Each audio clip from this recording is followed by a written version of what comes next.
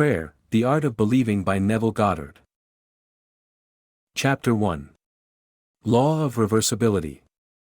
Pray for my soul, more things are wrought by prayer than this world dreams of. Tennyson. Prayer is an art and requires practice. The first requirement is a controlled imagination. Parade and vain repetitions are foreign to prayer.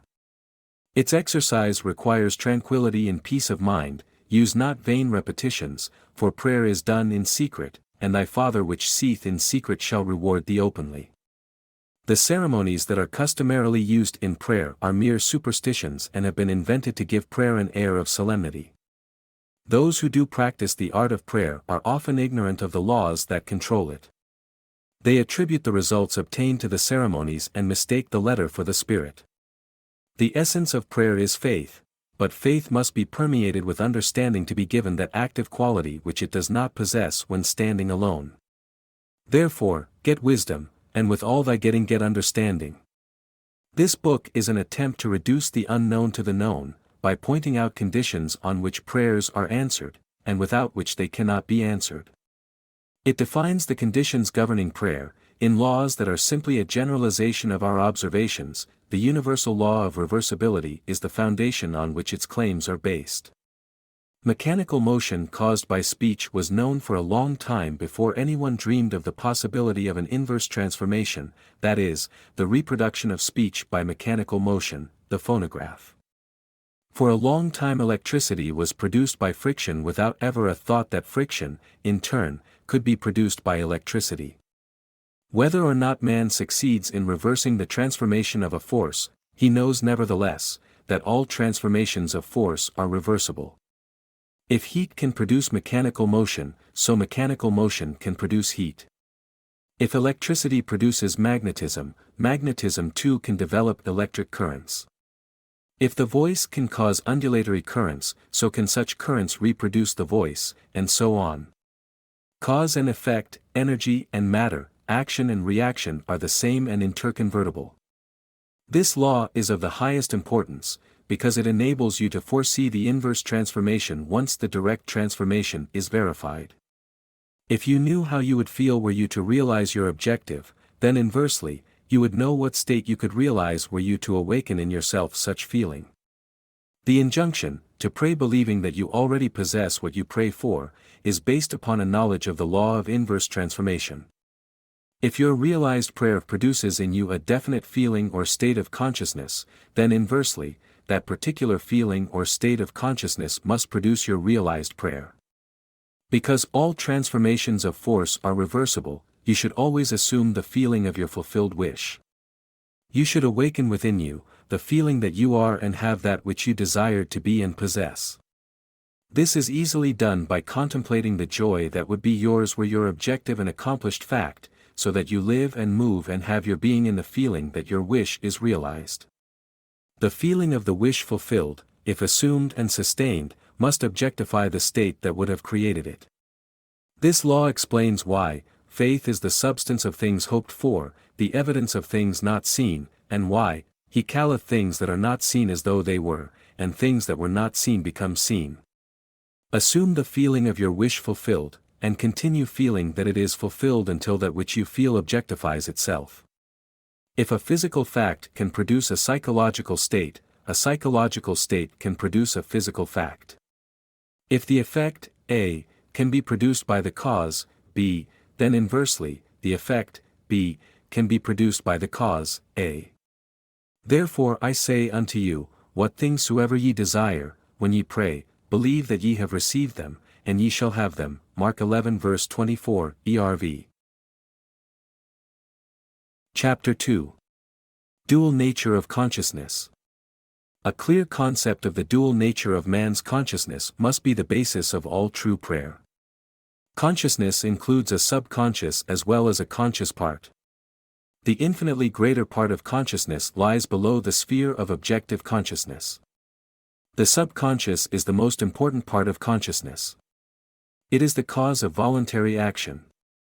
The subconscious is what a man is. The conscious is what a man knows. I and my Father are one, but my Father is greater than I. The conscious and subconscious are one, but the subconscious is greater than the conscious. I of myself can do nothing, the Father within me, he doeth the work. I, objective consciousness, of myself can do nothing, the Father, the subconscious, he doeth the work. The subconscious is, that in which everything is known, in which everything is possible, to which everything goes, from which everything comes, which belongs to all, to which all have access. What we are conscious of, is constructed out of what we are not conscious of. Not only do our subconscious assumptions influence our behavior, but they also fashion the pattern of our objective existence. They alone have the power to say, let us make man, objective manifestations, in our image, after our likeness. The whole of creation is asleep within the deep of man and is awakened to objective existence by his subconscious assumptions. Within that blankness we call sleep, there is a consciousness in unsleeping vigilance. And while the body sleeps, this unsleeping being releases from the treasure house of eternity, the subconscious assumptions of man. Prayer is the key which unlocks the infinite storehouse. Prove me now herewith, saith the Lord of hosts. If I will not open you the windows of heaven, and pour you out a blessing, that there shall not be room enough to receive it. Prayer modifies or completely changes our subconscious assumptions, and a change of assumption is a change of expression. The conscious mind reasons inductively from observation, experience and education. It therefore finds it difficult to believe what the five senses and inductive reason deny. The subconscious reasons deductively and is never concerned with the truth or falsity of the premise, but proceeds on the assumption of the correctness of the premise and objectifies results which are consistent with the premise.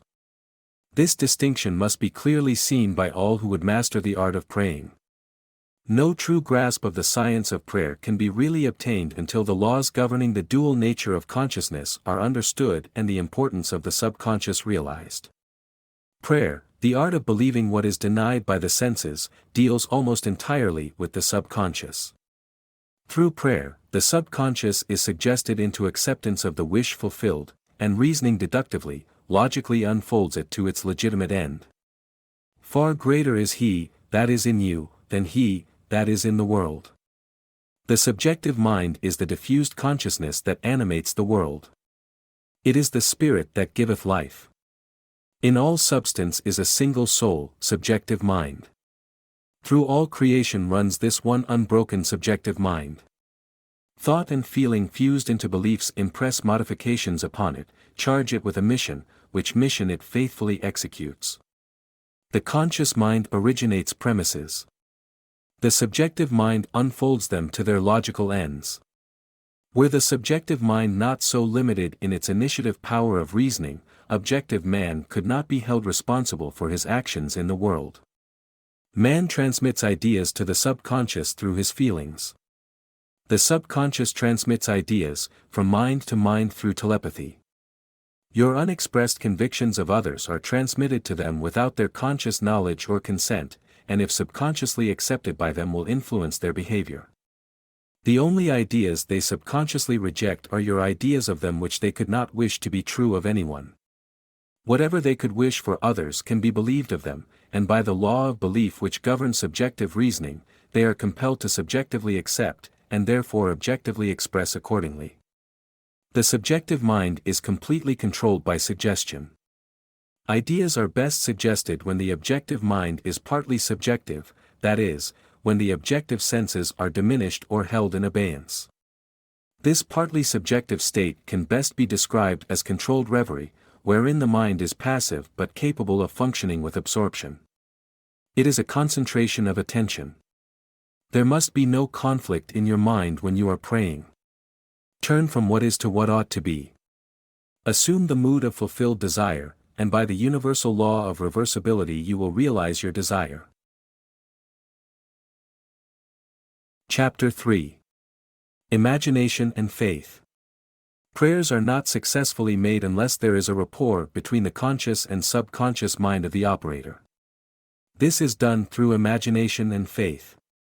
By the power of imagination, all men, certainly imaginative men, are forever casting forth enchantments.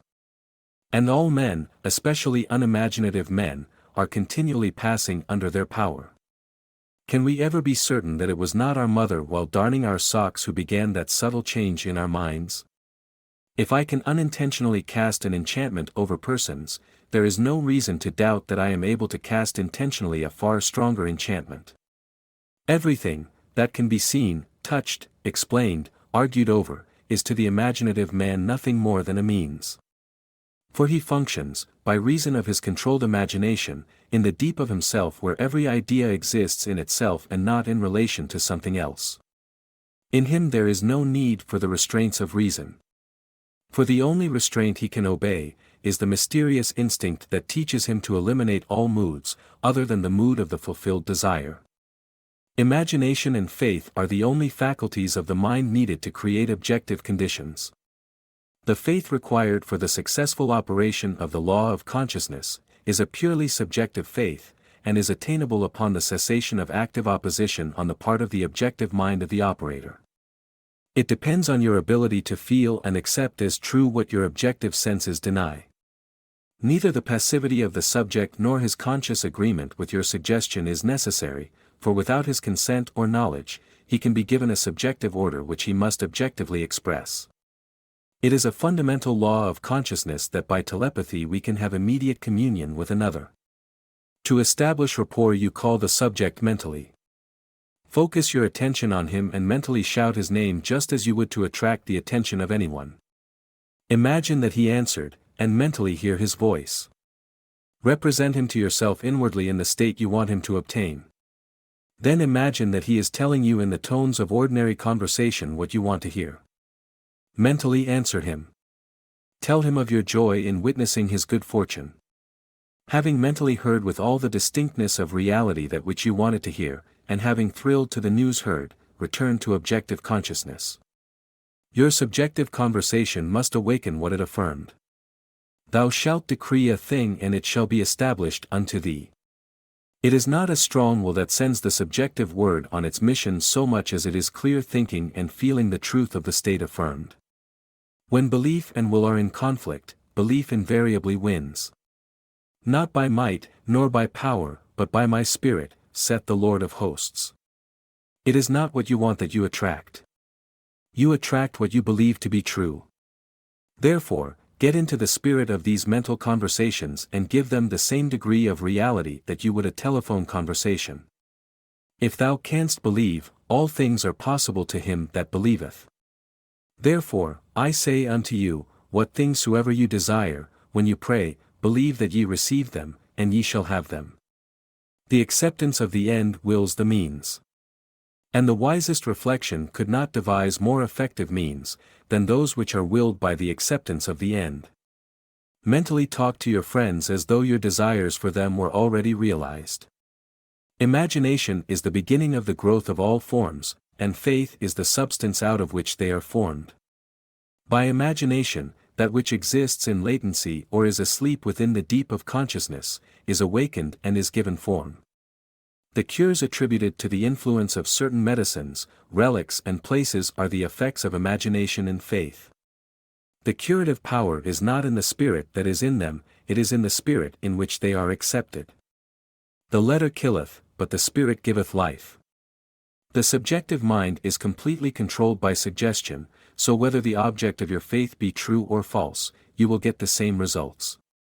There is nothing unsound in the theory of medicine or in the claims of priesthood for their relics and holy places. The subjective mind of the patient accepts the suggestion of health conditioned on such states, and as soon as these conditions are met, proceeds to realize health. According to your faith, be it done unto you, for all things are possible to him that believeth. Confident expectation of a state is the most potent means of bringing it about. The confident expectation of a cure does that which no medical treatment can accomplish. Failure is always due to an antagonistic autosuggestion by the patient, arising from objective doubt of the power of medicine or relic, or from doubt of the truth of the theory. Many of us, either from too little emotion or too much intellect, both of which are stumbling blocks in the way or prayer, cannot believe that which our sense deny. To force ourselves to believe will end in greater doubt. To avoid such counter-suggestions, the patient should be unaware, objectively, of the suggestions which are made to him. The most effective method of healing or influencing the behavior of others consists in what is known as the silent or absent treatment. When the subject is unaware objectively of the suggestion given him, there is no possibility of him setting up an antagonistic belief.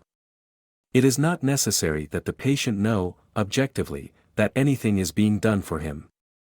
From what is known of the subjective and objective processes of reasoning, it is better that he should not know objectively of that which is being done for him. The more completely the objective mind is kept in ignorance of the suggestion, the better will the subjective mind perform its functions. The subject subconsciously accepts the suggestion and thinks he originates it, proving the truth of Spinoza's dictum, that we know not the causes that determine our actions. The subconscious mind is the universal conductor which the operator modifies with his thoughts and feelings. Visible states are either the vibratory effects of subconscious vibrations within you, or they are vibratory causes of the corresponding vibrations within you. A disciplined man never permits them to be causes unless they awaken in him the desirable states of consciousness. The beautiful idea he awakens within himself shall not fail to arouse its affinity in others. He knows the Savior of the world is not a man, but the manifestation that would save. The sick man's Savior is health, the hungry man's is food, the thirsty man's Savior is water. He walks in the company of the Savior by assuming the feeling of his wish fulfilled. By the law of reversibility, that all transformations of force are reversible, the energy or feeling awakened transforms itself into the state imagined. He never waits 4 months for the harvest. If in 4 months the harvest will awaken in him a state of joy, then inversely, the joy of harvest, now, will awaken the harvest now. Now is the acceptable time to give beauty for ashes, joy for mourning, praise for the spirit of heaviness, that they might be called trees of righteousness, the planting of the Lord that he might be glorified. Chapter 4. Controlled Reverie. Everyone is amenable to the same psychological laws which govern the ordinary hypnotic subject. He is amenable to control by suggestion. In hypnosis, the objective senses are partly or totally suspended. However, no matter how profoundly the objective senses are locked in hypnosis, the subjective faculties are alert, and the subject recognizes everything that goes on around him. The activity and power of the subjective mind are proportionate to the sleep of the objective mind. Suggestions which appear powerless when presented directly to the objective consciousness are highly efficacious when the subject is in a hypnotic state. The hypnotic state is simply being unaware, objectively. In hypnotism, the conscious mind is put to sleep and the subconscious powers are exposed as to be directly reached by suggestion. It is easy to see from this, providing you accept the truth of mental suggestions, that anyone not objectively aware of you is in a profound hypnotic state relative to you. Therefore, curse not the king, no, not in thy thought. And curse not the rich in the bedchamber. For a bird of the air shall carry the voice, and that which hath wings shall tell the matter. Ecclesiastes 10 verse 20. What you sincerely believe as true of another, you will awaken within him. No one need be entranced, in the ordinary manner, to be helped. If the subject is consciously unaware of the suggestion, and if the suggestion is given with conviction and confidently accepted by the operator as true, then you have the ideal setting for a successful prayer. Represent the subject to yourself mentally as though he had already done that which you desire him to do. Mentally speak to him and congratulate him on having done what you want him to do. Mentally see him in the state you want him to obtain. Within the circle of its action, every word subjectively spoken awakens objectively what it affirms. Incredulity on the part of the subject is no hindrance when you are in control of your reverie. Bold assertion by you, while you are in a partly subjective state, awakens what you affirm. Self-confidence on your part and the thorough belief in the truth of your mental assertion are all that is needed to produce results.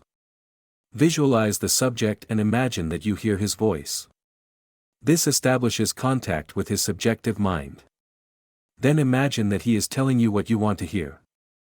If you want to send him words of health and wealth, then imagine that he is telling you, I have never felt better and I have never had more, and mentally tell him of your joy in witnessing his good fortune.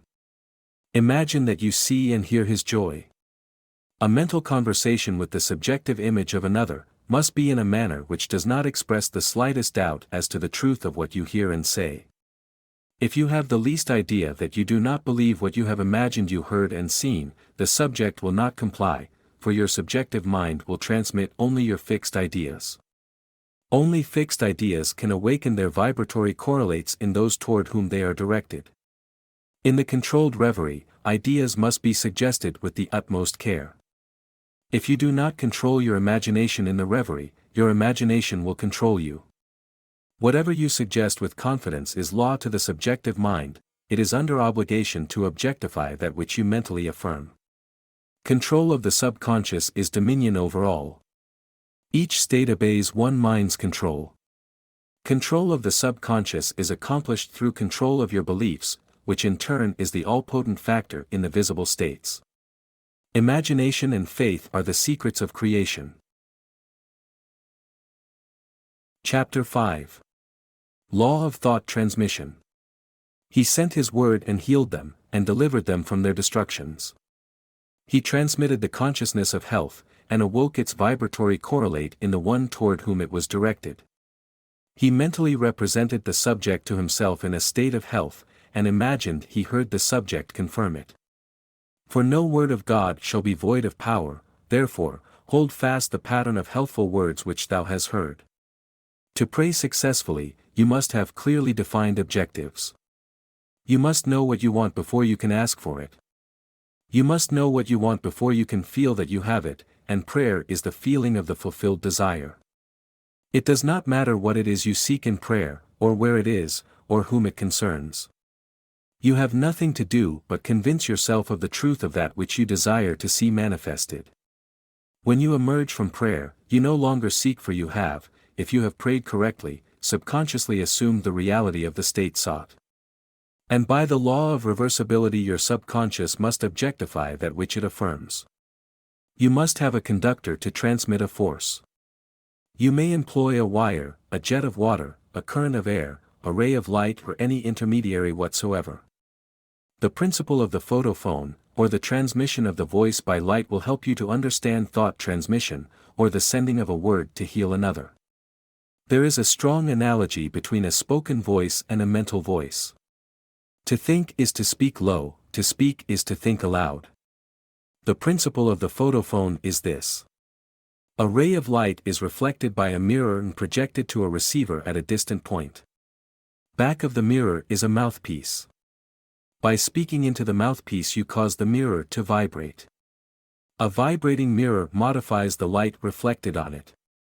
The modified light has your speech to carry, not as speech, but as represented in its mechanical correlate. It reaches the distant station and impinges on a disc within the receiver. It causes the disc to vibrate according to the modification it undergoes, and it reproduces your voice. I am the light of the world. I am the knowledge that I exist, is a light by means of which what passes in my mind is rendered visible. Memory, or my ability to mentally see what is objectively present, proves that my mind is a mirror, so sensitive a mirror that it can reflect a thought. The perception of an image in memory in no way differs as a visual act from the perception of my image in a mirror. The same principle of seeing is involved in both. Your consciousness is the light reflected on the mirror of your mind and projected in space to the one of whom you think. By mentally speaking to the subjective image in your mind, you cause the mirror of your mind to vibrate. Your vibrating mind modifies the light of consciousness reflected on it. The modified light of consciousness reaches the one toward whom it is directed and impinges on the mirror of his mind. It causes his mind to vibrate according to the modification it undergoes. Thus, it reproduces in him what was mentally affirmed by you. Your beliefs, your fixed attitudes of mind, constantly modify your consciousness as it is reflected on the mirror of your mind. Your consciousness, modified by your beliefs, objectifies itself in the conditions of your world. To change your world, you must first change your conception of it. To change a man, you must change your conception of him. You must first believe him to be the man you want him to be and mentally talk to him as though he were. All men are sufficiently sensitive to reproduce your beliefs of them. Therefore, if your word is not reproduced visibly in him, toward whom it is sent, the cause is to be found in you, not in the subject. As soon as you believe in the truth of the state affirmed, results follow. Everyone can be transformed, every thought can be transmitted, every thought can be visibly embodied. Subjective words, subconscious assumptions, awaken what they affirm. They are living and active and shall not return unto me void, but shall accomplish that which I please, and shall prosper in the thing whereto I sent them. They are endowed with the intelligence pertaining to their mission and will persist until the object of their existence is realized. They persist until they awaken the vibratory correlates of themselves within the one toward whom they are directed, but the moment the object of their creation is accomplished, they cease to be. The word spoken subjectively, in quiet confidence, will always awaken a corresponding state in the one in whom it was spoken, but the moment its task is accomplished, it ceases to be, permitting the one in whom the state is realized to remain in the consciousness of the state affirmed, or to return to his former state. Whatever state has your attention holds your life. Therefore, to become attentive to a former state is to return to that condition. Remember not the former things, neither consider things of old. Nothing can be added to man, for the whole of creation is already perfected in him. The kingdom of heaven is within you. Man can receive nothing, except it be given him from heaven. Heaven is your subconsciousness. Not even a sunburn is given from without. The rays without only awaken corresponding rays within. Were the burning rays not contained within man, all the concentrated rays in the universe could not burn him. Were the tones of health not contained within the consciousness of the one whom they are affirmed, they could not be vibrated by the word which is sent. You do not really give to another. You resurrect that which is asleep within him. The damsel is not dead, but sleepeth. Death is merely a sleeping and forgetting. Age and decay are the sleep, not death, of youth and health. Recognition of a state vibrates or awakens it.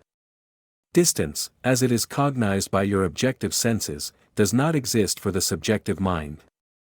If I take the wings of the morning, and dwell in the uttermost parts of the sea, even there shall thy hand lead me.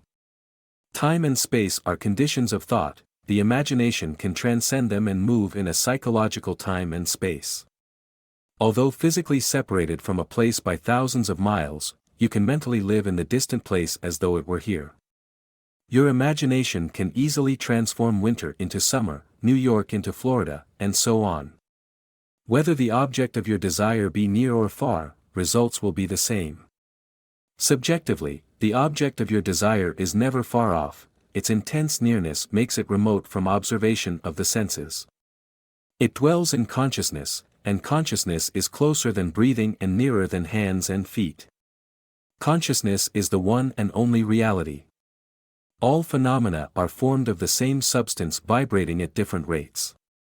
Out of consciousness I as man came, and to consciousness I as man return. In consciousness all states exist subjectively, and are awakened to their objective existence by belief. The only thing that prevents us from making a successful subjective impression on one at a great distance, or transforming there into here, is our habit of regarding space as an obstacle. A friend 1,000 miles away is rooted in your consciousness through your fixed ideas of him. To think of him, and represent him to yourself inwardly in the state you desire him to be, confident that this subjective image is as true as it were already objectified, awakens in him a corresponding state which he must objectify.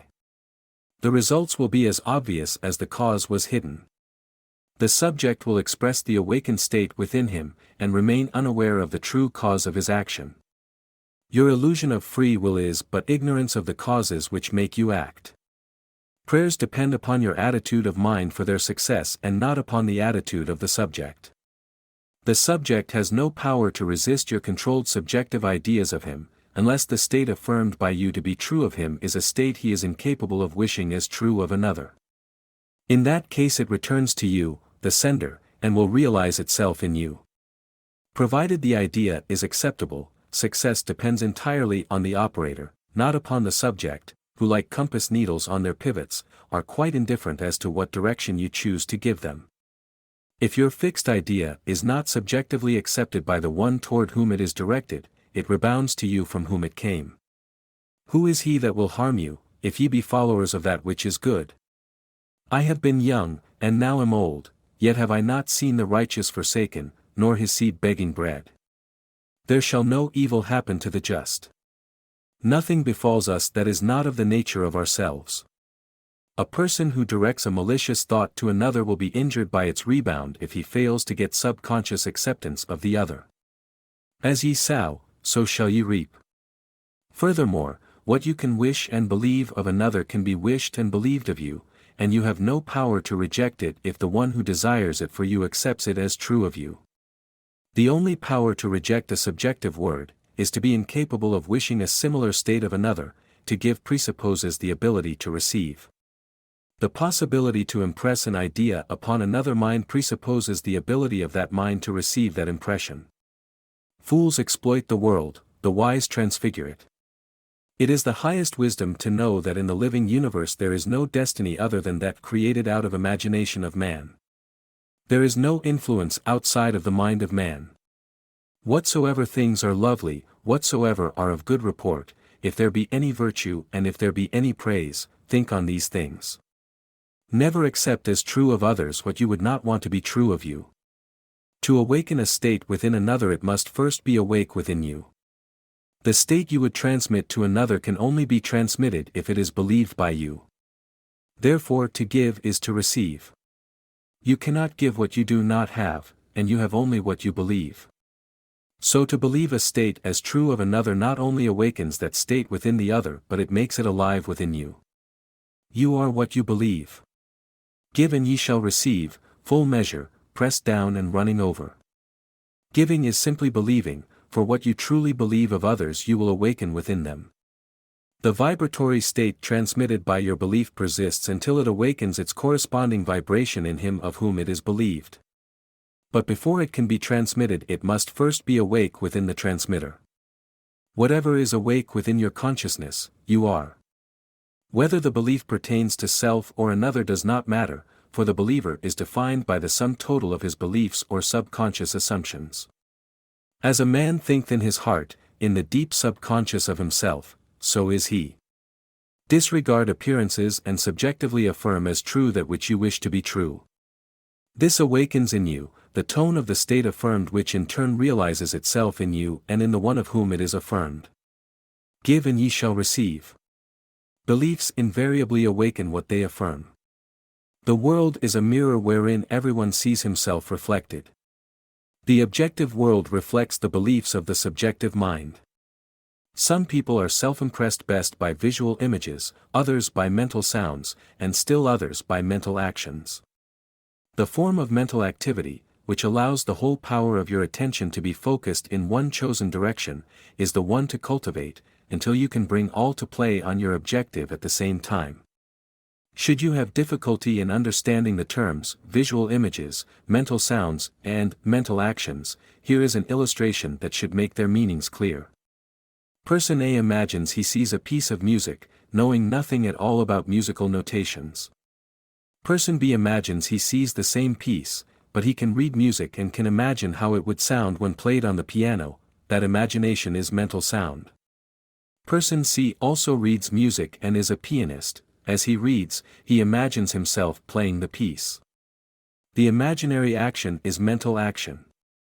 The visual images, mental sounds and mental actions are creations of your imagination, and though they appear to come from without, they actually come from within yourself. They move, as if moved by another, but are really launched by your own spirit from the magical storehouse of imagination. They are projected into space by the same vibratory law that governs the sending of a voice or picture. Speech and images are projected not as speech or images but as vibratory correlates. Subjective mind vibrates according to the modifications it undergoes by the thought and feelings of the operator. The visible state created is the effect of the subjective vibrations. A feeling is always accompanied by a corresponding vibration, that is, a change in expression or sensation in the operator. There is no thought or feeling without expression. No matter how emotionless you appear to be, if you reflect with any degree of intensity, there is always an execution of slight muscular movements. The eye, though shut, follows the movements of the imaginary objects, and the pupil is dilated or contracted according to the brightness or the remoteness of those objects. Respiration is accelerated or slowed, according to the course of your thoughts. The muscles contract correspondingly to your mental movements. This change of vibration persists until it awakens a corresponding vibration in the subject, which vibration then expresses itself in a physical fact. And the Word was made flesh. The field and energy are one and inseparable. The field or subject becomes the embodiment of the word or energy received. The thinker and the thought, the operator and the subject, the energy and the field are one. Were you still enough to hear the sound of your beliefs, you would know what is meant by the music of the spheres. The mental sound you hear in prayer as coming from without, is really produced by yourself. Self-observation will reveal this fact. As the music of the spheres is defined as the harmony heard by the gods alone, and is supposed to be produced by the movements of the celestial spheres, so too is the harmony you subjectively hear for others heard by you alone, is produced by the movements of your thoughts and feelings in the true kingdom, or heaven within you.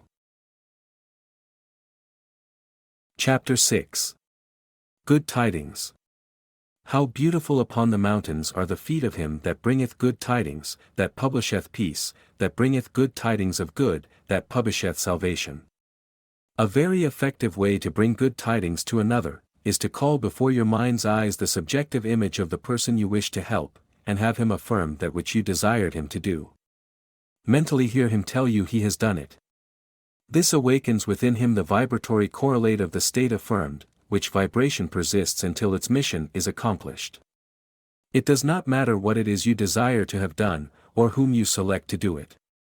As soon as you subjectively affirm that it is done, results follow.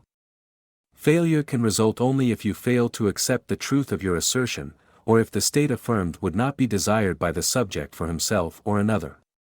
In the latter event, the state would realize itself in you, the operator. The seemingly harmless habit of talking to yourself is the most fruitful form of prayer. A mental argument with the subjective image of another is the surest way to pray for an argument.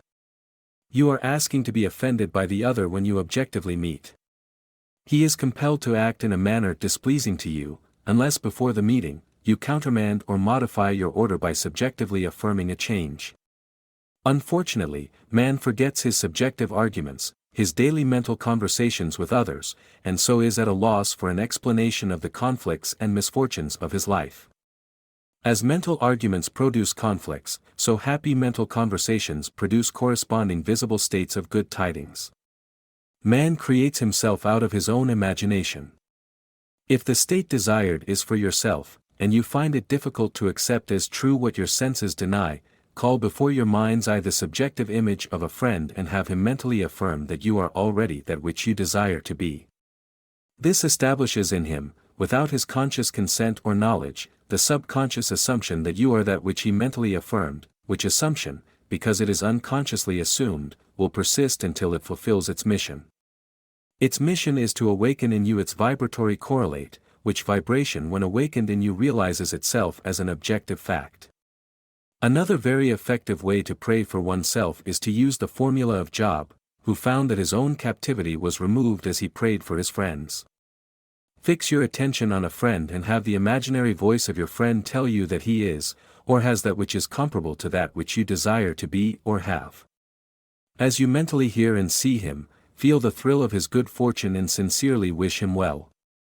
This awakens in him the corresponding vibration of the state affirmed, which vibration must then objectify itself as a physical fact. You will discover the truth of the statement, "Blessed are the merciful for they shall receive mercy." The quality of mercy is twice blessed, it blesses him who taketh and him who giveth. The good you subjectively accept as true of others will not only be expressed by them, but a full share will be realized by you. Transformations are never total. Force A is always transformed into more than a force B. A blow with a hammer produces not only a mechanical concussion, but also heat, electricity, a sound, a magnetic change and so on. The vibratory correlate in the subject is not the entire transformation of the sentiment communicated.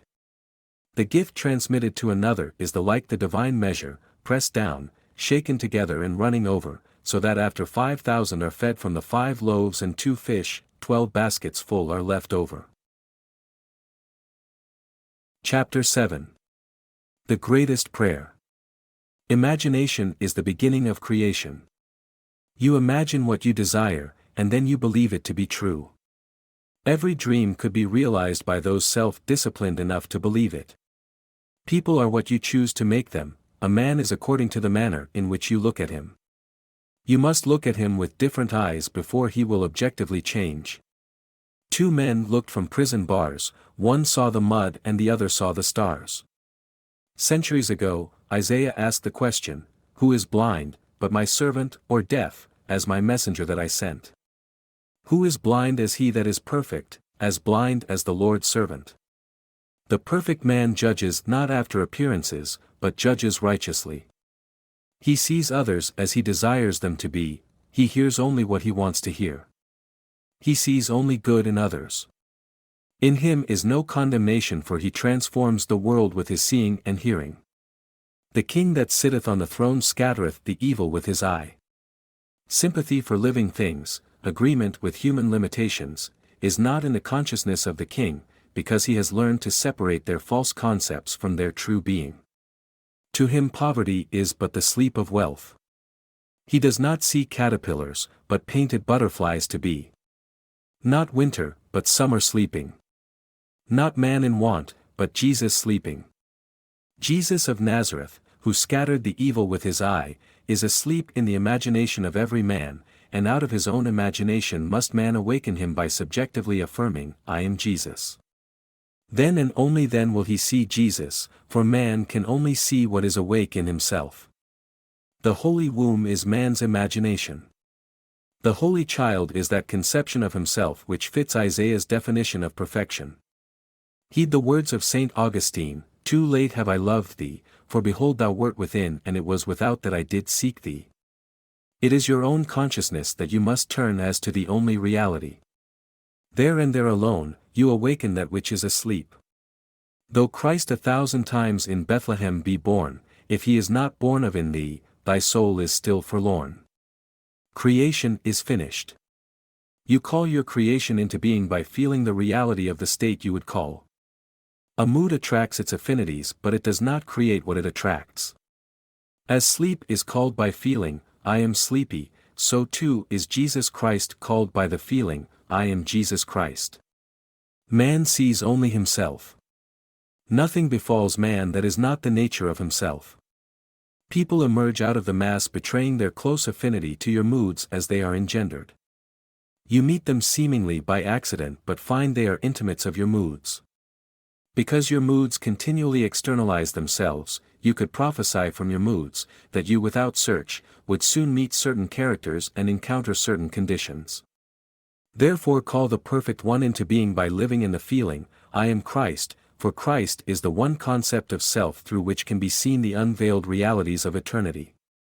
Our behavior is influenced by our subconscious assumption respecting our own social and intellectual rank, and that of the one we are addressing.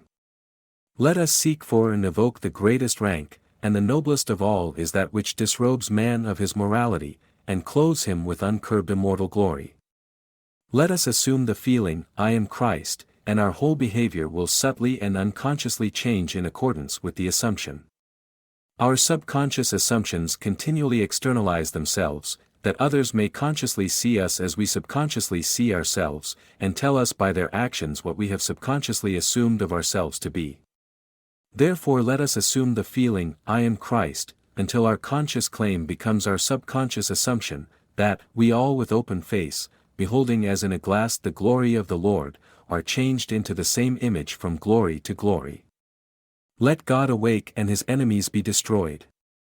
There is no greater prayer for man. The end.